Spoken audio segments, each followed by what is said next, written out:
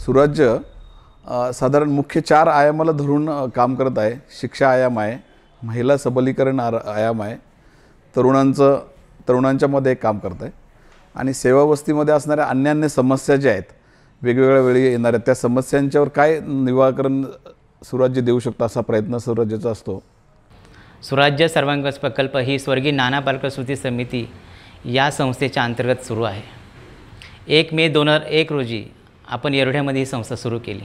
सर्वात मोठा प्रश्न जो येरवड्याचा होता तो म्हणजे या ठिकाणचा रोजगाराचा प्रश्न, आणि जर काम नसेल, पैसे नसेल तर शिक्षणाचा प्रश्नच नव्हता। या लोकांचे प्रश्न सुटावेत या अर्थानं आपण सुराज्य सर्वांगीण विकास प्रकल्प नावाने काम सुरू केलं। येरवड्या भागामध्ये केवळ 60 झोपडपट्ट्या आहेत, म्हणून आम्ही पहिल्यांदा या वस्त्यांमध्ये सर्वे केला आणि त्या ठिकाणी आम्ही अभ्यासिका सुरू केली। आपल्या कामाची पद्धत आहे की आपल्या वर्गात जो विद्यार्थी शिकायला येतो तो जसा जसा मोठा होतो तोच त्या वर्गाचा शिक्षक होतो, त्यांनीच त्या मुलांना शिकवायचं, असं स्वयंपूर्ण यंत्रणा, स्वयंपूर्ण शिक्षण या वस्त्यांवर आपण सुरू केलं। तर आम्ही असं पाहत होतो की या वस्त्यांमध्ये दारिद्र्याबरोबर दारू पिण्याचं प्रमाण मोठं आहे, मारामारी करण्याचं प्रमाण मोठं आहे, यांच्यावर संस्कार नाही असं पाहता आम्ही त्या ठिकाणी संस्कार केंद्र सुरू केले। संस्कार केंद्राबरोबर तिसरी आम्ही गोष्ट पाहिली, या महिला ज्या आहेत धुणं भांडी, रोडकाम, काचपत्रा वेचणाऱ्या महिला आहेत, अशा महिलेला आर्थिक संपन्न करावं, स्वतःच्या पायावर उभं करावं म्हणून आम्ही महिला बचत गटाची स्थापना केली। आजच्या तारखेला 40 महिला बचत गट या वस्त्यांमध्ये आपण उभे केलेले आहेत। याच महिलांसाठी काही उद्योगाची स्थापना आम्ही केली।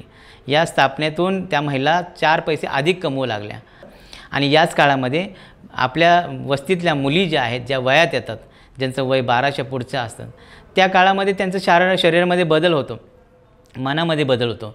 ह्या सांगण्यासाठी आपण किशोरी गटाची स्थापना केली आणि त्यांना ह्या सगळे विषय डॉक्टरांच्या माध्यमातून समजून सांगितले।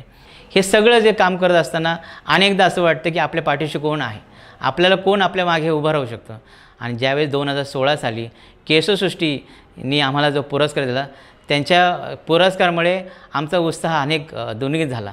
आमच्या पाठीमागे एवढी मोठी संस्था आमच्या पाठीमागे उभी राहिली, या कार्याचं कौतुक हे करण्यासाठी केशसृष्टी जेव्हा पुढे आली तेव्हाच आम्ही या येरवड्यातून पुण्यात आणि पुण्यातून आज महाराष्ट्रभर आम्ही सांगतो की आमचा हा पुरस्कार हा केवळ आमच्या कार्यामुळे मिळालेला आहे आणि ह्या कार्याच्या पाठीमागं केशसृष्टीसारखी संस्था उभी राहिलेली आहे। सुराज्य विकास प्रकल्प येथे मी ह्या 1 वर्ष झाले येते आणि इथे आल्यापासून माझ्या अभ्यासात खूप प्रगती झाल्यासारखं मला वाटते।